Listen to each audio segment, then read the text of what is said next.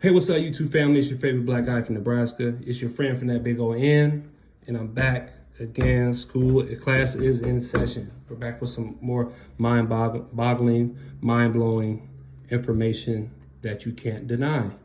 I want to say I appreciate my new followers. Welcome to the fold. I also appreciate those who are not necessarily melanated, but you enjoy the information. Okay, I just want to say thank you. I appreciate anyone who goes out of their way to view my content. And I want to say again, if this is not content that you like, why are you here? Please continue to go on to another channel where you will enjoy the information. But I'm here for some more great content. So if you look at my last post that I made on YouTube, on my YouTube channel in regards to the mass European migration, I think it's my most recent post. Check that out. We're going to go ahead and read that. Okay. A lot of people don't like to read. I like to read. I like to bring you guys information, and I don't mind doing it. So if you're at work, if you're just driving, or if you're doing whatever, go ahead and pop your headphone in and just listen to this great information, this mind-boggling, mind-blowing, just wonderful information that the modern academia does not teach you and will not teach you and refuse to teach you. They don't let you know about this stuff because it explains, it explains why they did what they did and why they do what they do. So we're going to go ahead and go to page 414. This is 684 pages, okay? 684 pages of information, pictures, sourced information, knowledge that you can't get anywhere but here. Once again, this is on archive.org. This book is free. Archive.org is not used enough, guys. There's a lot of great free information here. This book is on here, and it's called The Indigenous Nations of New Netherlands, New England, New Spain, New France, and the Antilles Island. I've brought you guys a lot of content just based off of this book, and this book deserves a hand clap. You know what I mean? It does, and the author does too. A Complete History, 1500 to 1865. We're gonna go to page 414. I'm gonna try to be quick. 414, because that's where we are. It starts 412. I'm close enough. 414, chapter 6, genocide of the indigenous nations reclassified to Negroes, because the modern black or African American is not African American, nor is he black. Black is not it's a crayon color. It's not it's no way to describe a nation of people. That's it. Mass European immigration to the United States, 1790 to 1849. Check it out. Mass European immigration, ? Based on available records between 1790 and 1820, a totaled 8,385, with immigration totals gradually increasing to 23,322 by the year 1830. For the 1820s decade, immigration more than doubled to 143,000. Between 1831 and 1840, immigration more than quadrupled to a total of 599,000.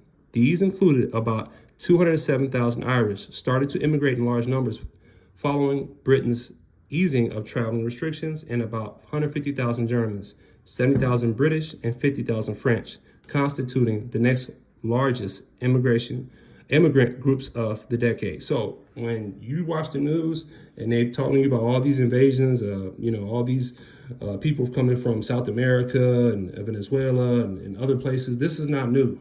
They've been doing this. This is how they bring a nation to their knees, by mass immigration. So this is nothing new. They're doing the same old thing all over again because it always works. Between 1841 and 1850, immigration nearly tripled again, totaling 1,713,000 immigrants. The Irish, driven by the potato famine, immigrated directly from their homeland to escape poverty and death. The failed revolutions of 1848 bring thousands of Irish to exile in the United States, not forgetting the so-called Black Irish. We got to throw them in there too, because they did exist, who were brought to Montserrat Island in the West Indies as slave labor after they were banished from Ireland.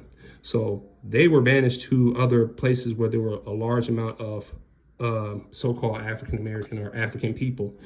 Let me go ahead and get back to where I was at. Okay.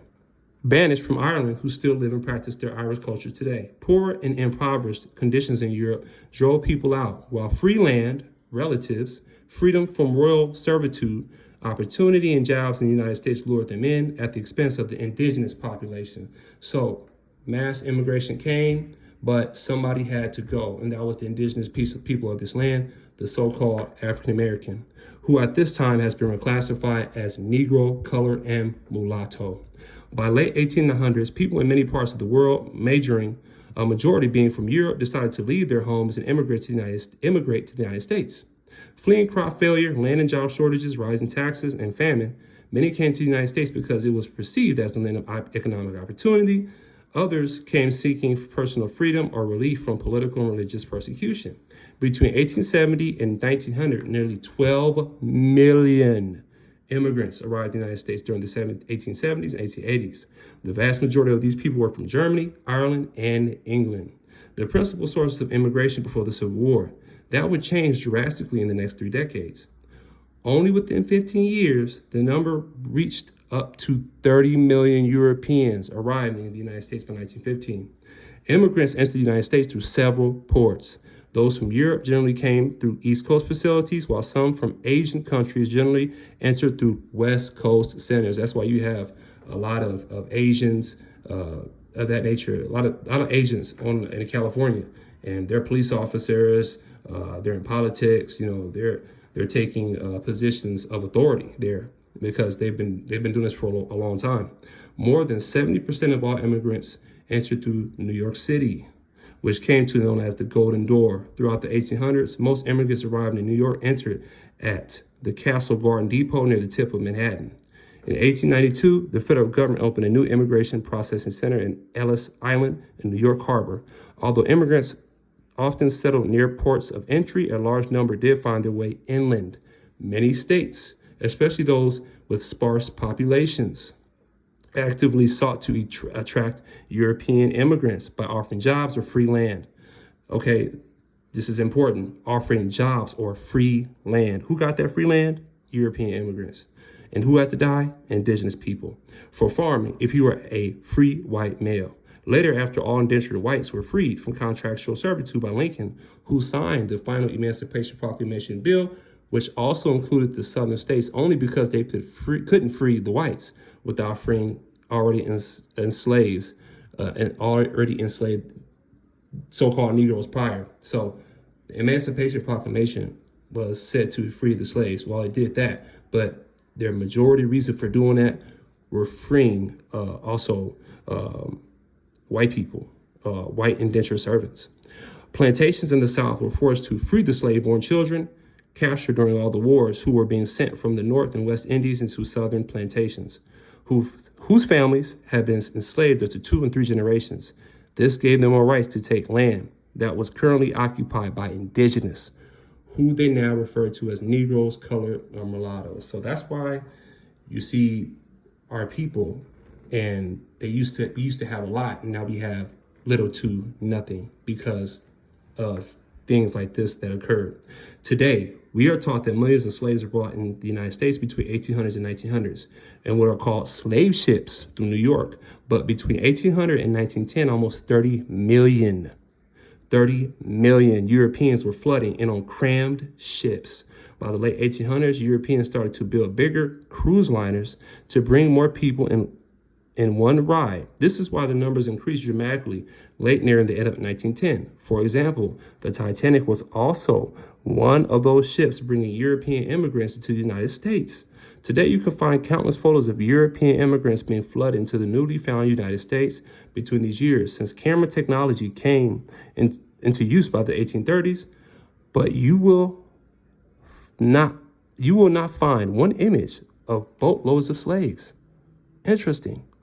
You will not find one image of boatloads of slaves in a time where we are told was the highest point of the slave trade, and even shown in the supposed slave census we broke down earlier. Most of these immigrants were indentured servants, locked into contracts for a certain period of time as later payment for free travels to the Americas. Many would make their way to 5 Points and surrounding areas, which were at that time known as all Negro communities, before being forced out by incoming immigrants and the United States government. So indigenous population was being forced out by the United States government and other immigrants that they brought over here. So the next 2 pages it's just pictures. Okay, so let's check this out. Check it out. This is real. okay? Boatloads of European immigrants, okay? Boatloads of European immigrants, boatloads. And we'll go back, back up a little bit. All right, so you're getting a picture here. Check it out. More pictures of boatloads of European immigrants. But I don't see no African Americans, quote unquote African Americans. All I see is indentured service, looking for opportunity, and looking for land, looking for, resources that they will be given by the government. But it had to be taken first. So that is the end of that, okay? 5 Point Slums, Manhattan, New York. I have content on that. I also have content on this, but you know what? I find it, important to redo some content because I have new people. And let's be honest, new people who come onto my page, they're not going to go through all my videos from the past and say, yeah, I'm going to go through this guy's whole video log and find other things that might interest me. So I have to reintroduce this stuff, which is not a problem. And I know you guys enjoy it because it's all great information. So most time, 9 times out of 10, your people didn't come here on a boat.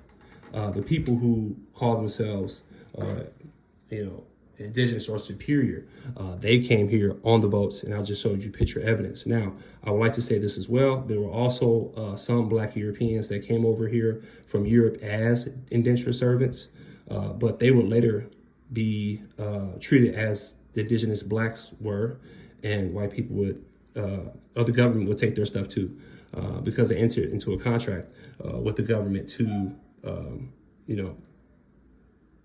do as they say.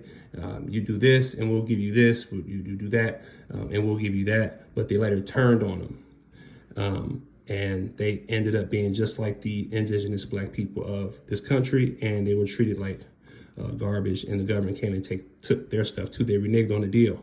So that's what happened to the Black European indentured service. They were rolled over. The government took the deal back, reneged on the deal.